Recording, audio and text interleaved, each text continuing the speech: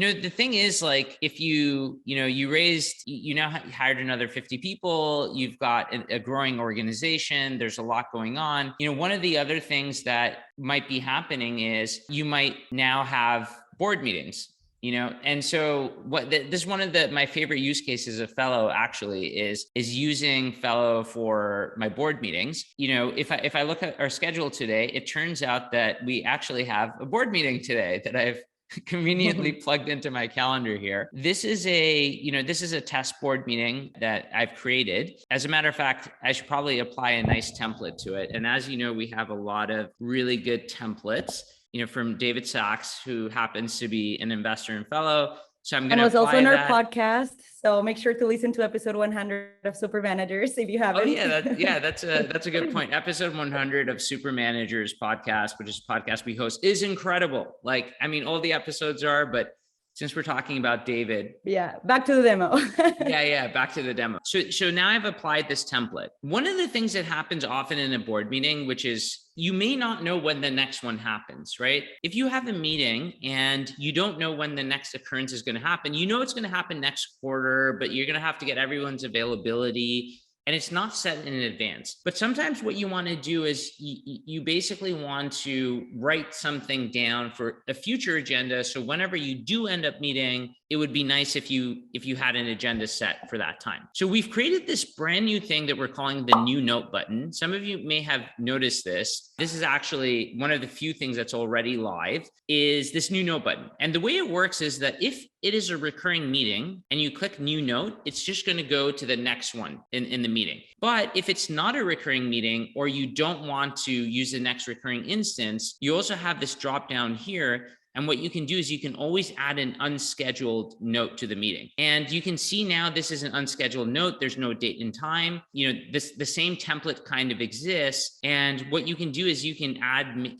changes to this, discuss growth numbers. And so this is going to be for the future meeting. So you can see, this is the meeting that I have today. And this is a meeting that is yet unscheduled. It hasn't been scheduled yet, but I'm now able to create another instance of it. And what's really cool about that is one day, obviously it is going to end up in my calendar and it is going to have, a date and time associated with it.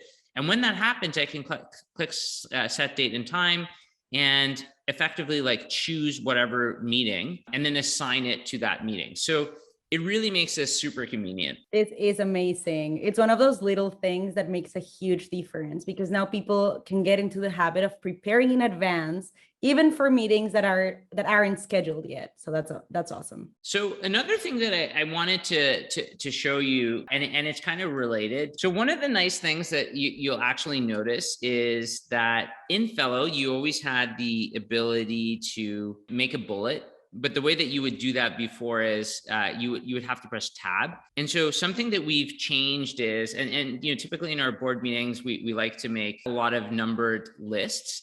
And so this is a small thing that we added, but I think it's going to make a huge difference, is now when you select something inside of Fellow like this, you have the ability to change it to either a bullet point, or if you wanted to change it to a numbered list. This just makes it really easy for you to have all sorts of, lists inside of Fellow. And so this is a small change, but I know a lot of people have been requesting this. And this is what we call a delight feature, right, Aiden? Yeah, this is definitely a user delight feature, and a lot of people are going to like it. This has been an addition. So all this to say is now you're going to have bulleted lists and numbered lists, and this is going to be included.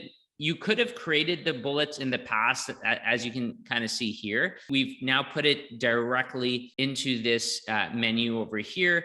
It also exists at the menu at the bottom, and a bullet or a numbered list. Those are things that you can add. And of course, there's now shortcuts as well. If you type dash and then you press space, you get a bullet, and so on and so forth. So slight user delight feature, but I think user delight matters. So with that said, let's go back to just review some of the things we've talked about. So we've talked about changing meeting culture. And so that's done through the meeting analytics, giving you the tools to be able to go in and make sure that you're making the changes that you want. You hired 50 people now. All of them are going to stay in sync. And of course, now you have these board meetings, and using the new note button, you can start adding to agendas for meetings that aren't even scheduled yet, which is super, super powerful. The next thing you might say is like, well, I have a lot of meetings. And so, now that I have a lot of meetings, how do I keep organized? And so the way that a lot of people use Fellow is that they go to the meetings tab, they, kind of scroll, or they use this menu at the top. They go to a meeting, they click on it, and then they start using it. Or sometimes you might press Command K, start searching for a meeting and finding it. But a lot of people, if you're a power user, you've been using the home panel. And what's really nice is that if you do things like you star a meeting, you can now find it in your home panel, which you can kind of see here, and I can move this around. So you have a start stream section, you have your one-on-ones, and it kind of makes it easy for you to go to all of these meetings very quickly. But one of the things that we've been asked from time to time is, well, how do we change that so that like we get more customization? What if we wanted to have our own groups? What if we wanted to customize this? What if, we wanted one-on-ones to show up on top, as an example? And so we're going to show you this in a second of how it looks like. I wanted to show you the old version, and let me show you what the new version can actually look like. So if I go to this page over here and I go to our home panel, you can see that I have a whole bunch of new groups. These are all groups that I've created. It's very easy to do things like, move around these groups. For example, I can do things like delete a group, which is, pretty easy to do. And it also becomes easy to add new groups. So one thing I want to do is, this is the board meeting that we had, right? So I can do something like click on this, and instead of starring it, now I have the ability to either choose one of the groups that I've already created or create a new group. And so what I might do for this new group is maybe do something like, choose a cool emoji like this, and then just say not often, for example. So these are meetings that I'm going to not have very often. Board meeting is once a quarter. Mm-hmm. And we probably have some other ones. So for example, if I go to the test monthly staff meeting, maybe I'm going to add this to the not often category as well. And so what's really nice is now I have this not often thing, which I can kind of minimize, but I can also get to whenever I want. And if it's not often, maybe, I can kind of put this at the bottom. And this is a test group. I don't need to see it all the time, but maybe this one I leave open. All this to say That's awesome.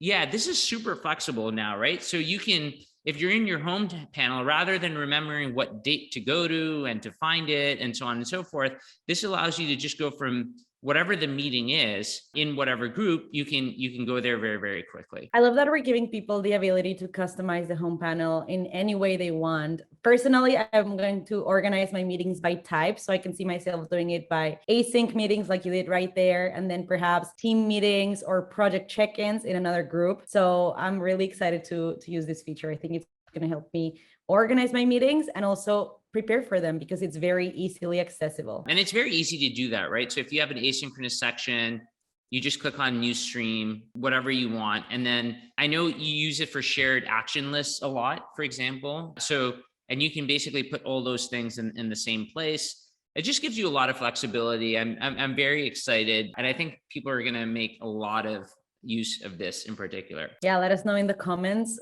if you have any group ideas already. Yeah, let us know what kind of groups you would use. That'd be really interesting. It might get us to change our defaults. Maybe there's some really good ideas.